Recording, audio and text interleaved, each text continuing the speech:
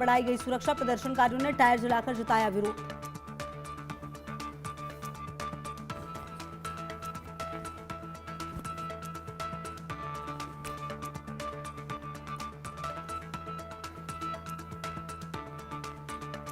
झारखंड में लाठीचार्ज के विरोध में प्रदर्शन, दिल्ली में एनडीए सांसदों का प्रदर्शन, रांची में छात्र दमन पर राहुल गांधी से जवाब की मांग, विपक्ष ने चंदा चोरी मामले में सरकार को घेरा।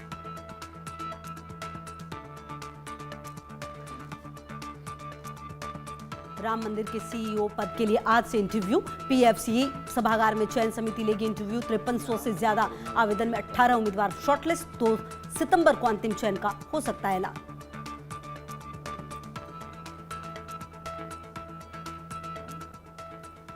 चमोली की नीति घाटी में बादल फटने से तबाही, 40 मीटर पुल बहा, 13 गांवों का संपर्क कटा, लापता बीआरओ ड्राइवर की तलाश में एनडीआरएफ के 15 जवान जुटे।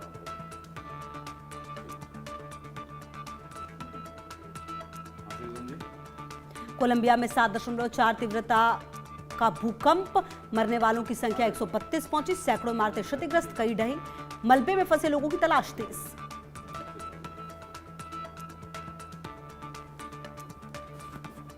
बलूचिस्तान में पाकिस्तान के खिलाफ आजादी के हुंकार, 79वें स्वतंत्रता दिवस पर महिलाओं और बच्चों ने लगाए आजादी के नारे, बीएलए के समर्थन में सड़कों पर उतरी भीड़, पाकिस्तान में टेंशन बढ़ी।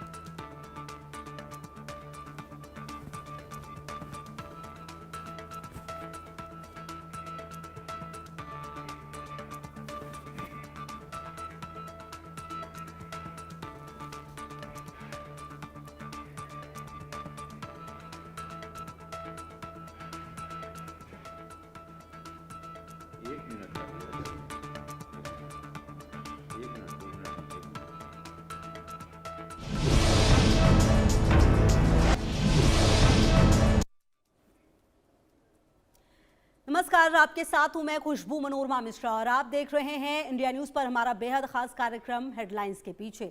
इस कार्यक्रम में बात होती है उस खबर की जिसका सरोकार है सीधा आपसे और आखिरकार उस खबर की तह तक हम जाते हैं जिसका जानना आपके लिए जरूरी। मेरे साथ हमेशा की तरह Rakesh Kumar Singh, managing editor India news, और अजीत सर, सीनियर जर्नलिस्ट भी मेरे साथ जुड़ गए हैं बातचीत करने के लिए। तो सबसे पहले राकेश सर, मैं आप ही के पास आऊंगी क्योंकि अगर इस पूरे सत्र को देखा जाए जो कि चल रहा है संसद में, क्या ये सत्र जो है वो ठीक से चल भी पाएगा? क्योंकि कांग्रेस ने, कुछ विपक्षी पार्टियों ने डिमांड की कि धर्मेंद्र प्रधान का इस्तीफा होना चाहिए, उसके बाद वो अचानक कहने लगे कि नहीं अब गृह मंत्री से जवाब चाहिए। अब गृह मंत्री, आज ही जेपी नड्डा ने कह दिया है कि भाई हाँ जवाब देंगे गृह मंत्री भी, तो कह रहे हैं कि नहीं इनके इंतजार कर रहे थे कि रांची में अब कुछ हो गया, अब गृह मंत्री जवाब दे देंगे। तो कुल मिलाकर अब संसद का सत्र कैसे देख रहे हैं? देखिए, जिस तरह से विपक्ष का रुख है, विपक्ष इस बात को लेकर पहले अड़ी हुई थी कि जिस तरह से जंतर मंतर में पुलिस का लाठीचार्ज हुआ उस पर जो है केंद्रीय गृह मंत्री जवाब दे। अब जो है सरकार ने ये स्वीकार किया कि ठीक है गृह मंत्री जवाब देंगे, लेकिन विपक्ष का हंगामा जारी है। जिस तरह से राज्यसभा भी देख रहे हैं कि राज्यसभा भी हंगामे के बीच जो है कल 11 बजे तक के लिए स्थगित हुई है। और सबसे महत्वपूर्ण बात ये कि जो एफसीआरए बिल को लेकर साफ तौर पे कांग्रेस द्वारा इस पर नाराजगी जताई गई है। कांग्रेस ने कहा है कि इस बिल को नहीं लाया जाना चाहिए। कांग्रेस की बात, टीएमसी, 2 दल ऐसे दल हैं। डीएमके जो है वो चाहती है कि जेपीसी को भेजा जाए। तो तमाम तरह जो सूत्र हैं इस बात की जानकारी दे रहे हैं कि ये जो हंगामा जो हो रहा है इसके पीछे कहीं ना कहीं एफसीआरए बिल है। विपक्ष, ये खास तौर पे कांग्रेस ये नहीं चाहती है कि एफसीआरए की जो मौजूदा स्थिति है उसमें इसको पारित कराया जाए, और इसी के लेकर ये लगातार हंगामा जारी है। ठीक है अजीत सर, मतलब कुल मिलाकर जो ये कंफ्यूजन है नहीं, देखिए एफसीआरए बिल है वो मुझे लगता है कि सरकार उसको जेपीसी को भेजने जा रही है, नंबर 1। नंबर 2 बात, हाउस न चलने के पीछे जो सबसे बड़ी वजह है परिसीमन बिल है। हालांकि अब वो नहीं आ रहा है, उस पर मेरे को लगता है कोई चर्चा होने जा रही है, लेकिन कांग्रेस को सबसे ज़्यादा जो भय था, कांग्रेस जो सबसे ज़्यादा अपने लिए खतरा, और ये है भी खतरा, अगर ये परिसीमन बिल पारित कर देती सरकार या तो ये कांग्रेस के लिए बहुत बड़ी चुनौती खड़ी हो जाती, क्योंकि परिसीमन बिल पारित होने का मतलब है कि पूरे लोकसभा की सारी सीटों का उसमें बदलाव आ जाएगा, 816-17 सीटें हो जाएंगी, पूरा सीन बदल जाएगा। जो सत्ताधारी पार्टी होती है वो परिसीमन इस हिसाब से करती है कि उसकी सीटें मजबूत हों, अपोजिशन की सीटों को वो कमजोर करने की कोशिश करती। तो कांग्रेस का एक ही लक्ष्य था, उसको लक्ष्य एक मौका मिला लाठीचार्ज का। लाठीचार्ज से फिर अयोध्या की तरफ मुड़े वो, जो राम मंदिर में चोरी यहीं हुई। से आपके पास आऊंगी। दिल्ली की सीएम रेखा गुप्ता कुछ कह रही है, जरा सुना दे और वापस संवादते हैं इस कार्यक्रम पर। किसको दी, कैसे दी, क्यों दी, ये अपने आप में कितनी बड़ी बात दिखाई देती है। और जो सेंट्रली स्पॉन्सर्ड स्कीम है उसके लिए भी जब 1500 करोड़ रुपए केंद्र से आए, अपने से धक्का देके डिपार्टमेंट में कर दिया। ना डिपार्टमेंट ने खर्च किया, ना खुद खर्च किया। नुकसान किसका हुआ? नुकसान हुआ दिल्ली की जनता का, जहां पे इतने सालों में जब तक ये सरकार रही आम आदमी पार्टी की, डेवलपमेंट का कोई काम नहीं हुआ। ये हाल था इस सरकार का। ये हम नहीं कह रहे, ये सीएजी की रिपोर्ट कह रही है। सीएजी ने एक एक चीज के बारे में बताया है, यहां तक कि जनता के पैसे, अब जीएसटी आ गया, जीएसटी में आपको रिफंड करना होता है, रिफंड नहीं करते थे। रिफंड का भी डाटा मैं बताना चाहूंगी कि जनता के पैसे लेके बैठ जाते थे, तरसाते थे, उनको बुनाते थे। और 2024-25 में जीएसटी रिफंड मात्र 695 करोड़ था, जिसे हमने आने के बाद 2025-26 में हमारे समय में 1313 करोड़ रुपए का जीएसटी रिफंड हमने दिया है।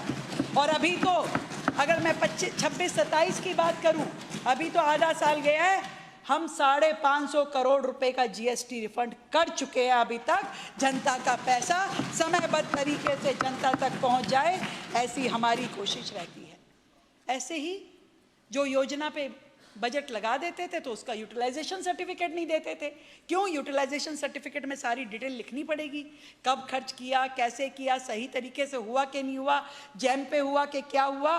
परंतु आप ये समझिए कि जितनी योजनाएं थी, अभी जो मैं बता रही हूँ 20,000 करोड़ के करीब की जो योजनाएं थी, उसके लिए 1734 यूटिलाइजेशन सर्टिफिकेट ड्यू थे। तो आप सुन रहे थे विधानसभा से सीएम रेखा गुप्ता को। बहरहाल आगे बढ़ते हम अपने कार्यक्रम की तरफ। अजीत सर, आप अपनी बात भी पूरी करें। जी, रेखा जी को भी सुन रहा था तो वो बड़ी इंपॉर्टेंट बात बोली उन्होंने कि जो पिछली गवर्नमेंट थी डेवलपमेंट नहीं करा और जीएसटी का जो रिफंड था नहीं दिया। ये बड़ा भारी मुद्दा है। अब सीएजी की रिपोर्ट आई है तो बीजेपी से बड़ा मुद्दा बनाएगी। और इसमें कोई शक नहीं है कि बीजेपी जो आम आदमी पार्टी चुनाव हारी है, ये बीजेपी को मौका मिला। और डेवलपमेंट एक बहुत बड़ा इशू है दिल्ली में, और दिल्ली सरकार डेवलपमेंट में लग रही है। दिल्ली सरकार लग रही है डेवलपमेंट। इतने सारे पुल पारित कर दिए इन्होंने 6 महीने में। आने वाले टाइम पे आउटर रिंग रोड में सब जगह आपको ये ब्रिज दिखाई देंगे। आपका भी ये सामने जो ओखला बाहरी रिंग रोड है, इस पर भी पूरा एक पुल कई जगह पास हो गए हैं। और अंडरग्राउंड सड़कें जो हैं कई सारी पास हो गई हैं। मुझे लगता है जो बीजेपी अगला चुनाव जब भी यहाँ लड़ेगी, उसका एकमात्र जो वो होगा मुद्दा, वो क्या कहते हैं, डेवलपमेंट ही होगा। तो मैं खैर, राजनीति सब जगह चलती है।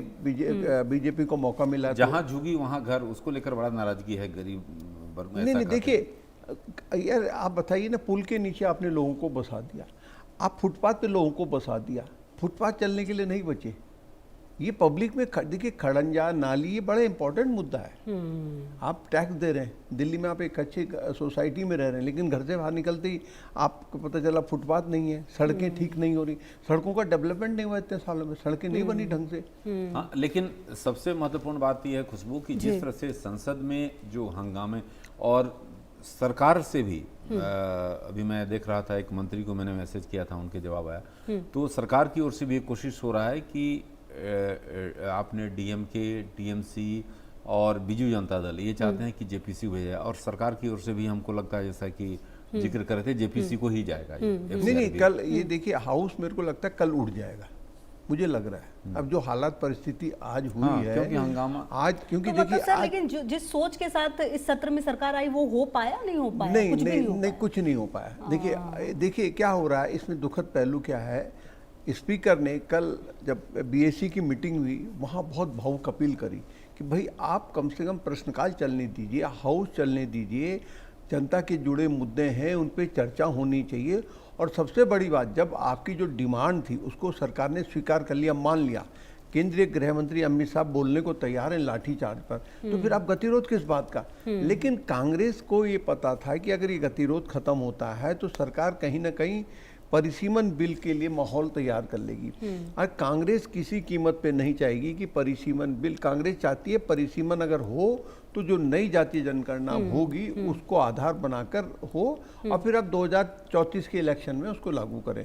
लेकिन ये गवर्नमेंट 2011 के उसमें करा के, लेकिन अब मुझे लग रहा है कि सब चीजें ठंडे बस्ते में चली गई। मेरे जो नुकसान किसका होता हुआ नजर आ रहा है? नहीं, लेकिन नुकसान आम जनता के है। जनता नुकसान हो के गया। जो देखिए टैक्स पेयर के पैसे पर ये एक आपको जो मिनट है वो करोड़ रुपया खर्च होता है और एक ऐसे मिनट में ही 2.5 लाख रुपए करीब खर्च आता है। 1 मिनट में 2.5 लाख है। 1 मिनट 2.5 लाख है। करोड़ों करोड़ों रुपए मतलब एक एक सत्र में, हाँ, जो कि करोड़ बिल्कुल रुपया हंगामे की प्रतिदिन, भेंट इनके चढ़ हंगामी जाता है। भेंट चढ़ रहा है। ऐसे में हालांकि देखिए ये जरूरी था, लेकिन कि लेकिन अगर चलता अगर प्रश्नकाल तो आम जनता के जो सवाल थे उस पर।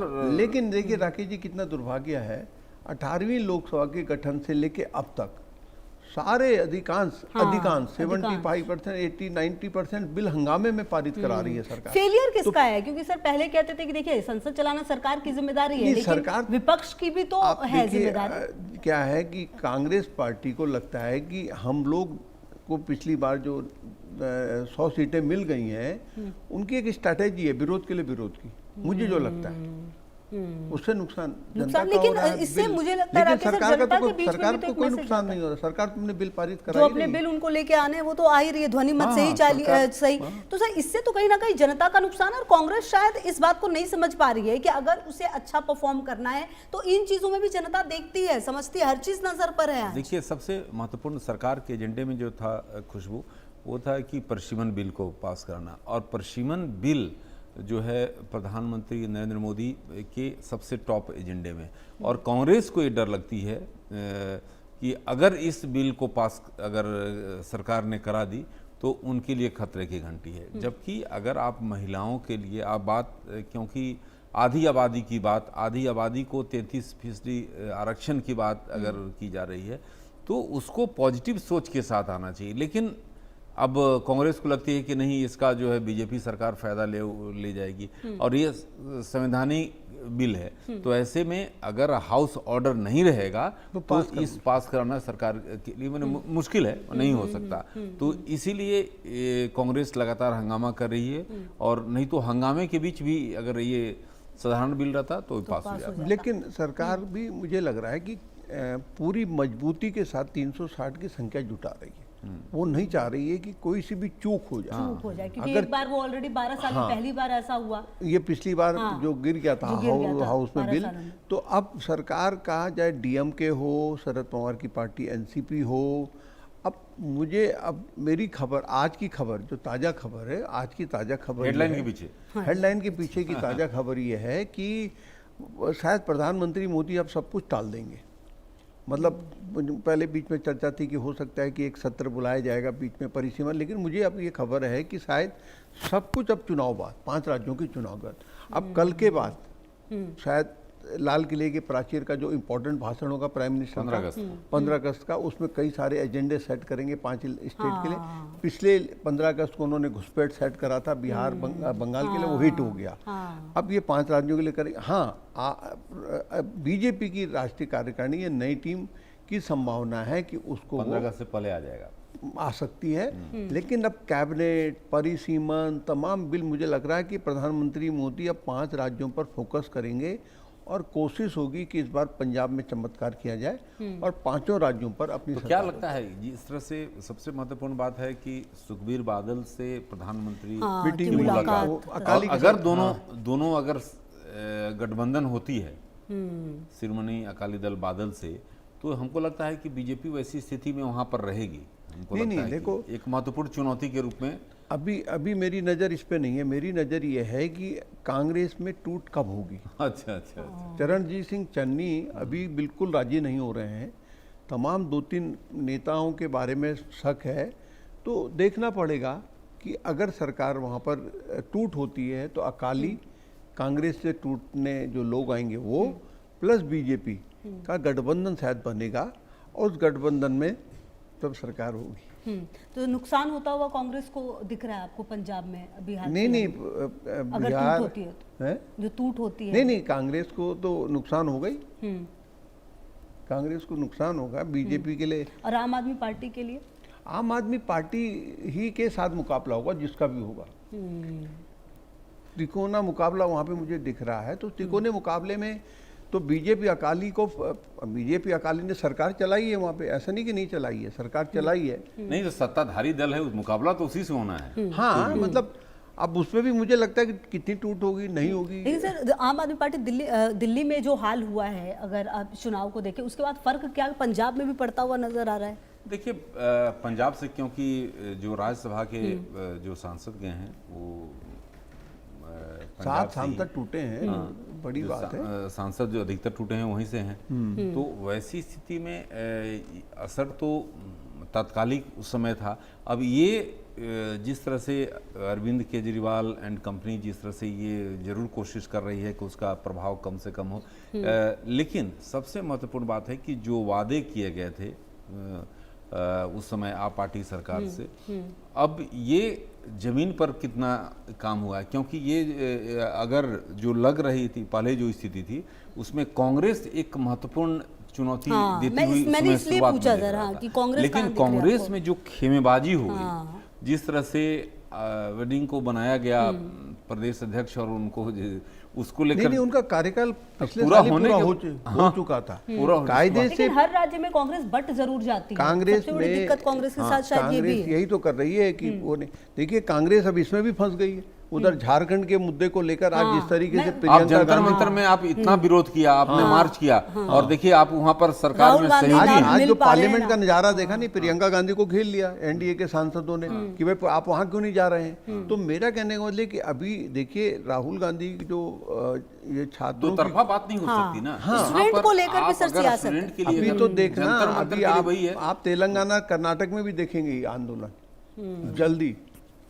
हाँ, ये ऐसा नहीं है, एक बार आपने पंगा ले लिया, उसमें क्या बोलते हैं भर्रे के छत्ते में हाथ डाल दिया, तो अब बीजेपी वाले तो फिर अपने हिसाब से राजनीति करेंगे। तो ये होगा। तो कुल मिलाकर मतलब अगर सर राहुल गांधी की बात की जाए, अच्छा आम आदमी पार्टी भी बहुत ही सोच समझकर, या फिर हर पार्टी मतलब चाहे कांग्रेस कॉकरोच जनता पार्टी के भी देखिए बड़े प्रतिनिधि कहाँ वहां पर पहुंचे, उसको लेकर भी सवाल उठ रहा है कि देखिए जिस तरह से वहां पर ये जरूर हुआ कि लाठीचार्ज के बाद राहुल गांधी का बयान आया।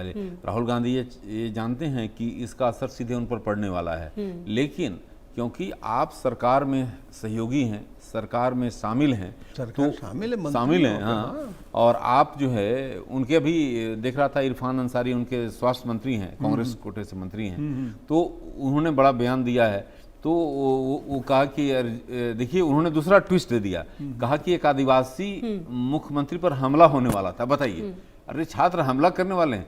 अरे भाई छात्र बर्थडे का गिफ्ट दे दिया है हेमंत सोरेन ने, कल उनका बर्थडे था और जो लाठीचार्ज हुआ, ये बातें भी देखिए राजनीति तो वहाँ पे। सर एक ना बड़ी खबर आ रही है, ये ले लेते हैं, इसके बाद फिर मैं आप लोगों के साथ आती हूँ। राज्यसभा में ट्रिब्यूनल रिफॉर्म्स बिल पास हो गया है, बिल को राज्यसभा की मंजूरी मिली है। न्यायाधिकरणों में सुधार से जुड़ा हुआ ये विधेयक लोकसभा में केरल नाम परिवर्तन बिल पास हुआ है, अब केरलम नाम से जाना जाएगा। लोकसभा में NCDC बिल भी पास हुआ है, तो बिल को राज्यसभा की मंजूरी मिल चुकी है। और संजय शर्मा सीनियर एडिटर मेरे साथ जुड़ गए हैं। संजय, क्या जानकारी? देखिए, केरल राज्य ने केरलम नाम जो नया नाम जो प्रस्तावित किया था केरल का, वो पहले ही पास हो चुका था, उसका लोकसभा में पर रखा गया था। तो अब संसद में ये कानून बन चुका है, संसद ने इसको पास कर दिया है। अब केरल का नाम केरलम हो चुका होगा, केरलम नाम से अब केरल को जाना जाएगा। इस नाम का प्रस्ताव खुद केरल सरकार की तरफ से आया था। सबसे पहले केरल की सरकार के कैबिनेट ने इसको पारित किया था, उसके बाद में केरल सरकार ने उसको विधानसभा में पारित करके भिजवाया। जब यहाँ पर दिल्ली में उसके प्रस्ताव आया तो सरकार ने उसको मान्य किया, और इस प्रस्ताव को स्वीकार करके केंद्र सरकार ने भी संसद के दोनों हाउसेस को नाम को प्रस्ताव को मंजूरी दी। बिल्कुल, और कहीं ना कहीं संजय क्या ये एक्सपेक्टेड ही था? इसमें कुछ भी ऐसा नहीं हुआ है कि जो नहीं पता था? देखिए, नया नाम है, केरल नाम से पहले सभी लोग जानते थे, लेकिन केरलम नाम का जो प्रस्ताव था खुद केरल की सरकार के द्वारा प्रस्तावित था। केरल की कैबिनेट ने इसको प्रस्ताव को मंजूरी दी थी, फिर केरल की विधानसभा में प्रस्ताव पारित हुआ था। उसके बाद में फिर दिल्ली में जब आया तो भारत सरकार के कैबिनेट ने भी इसको प्रस्ताव को मंजूरी दी, और फिर संसद के दोनों सदनों में लाया गया। ठीक तो है संसद संजय, में, आप रहिए लोकसभा मेरे में साथ। इसी बीच एक और बड़ी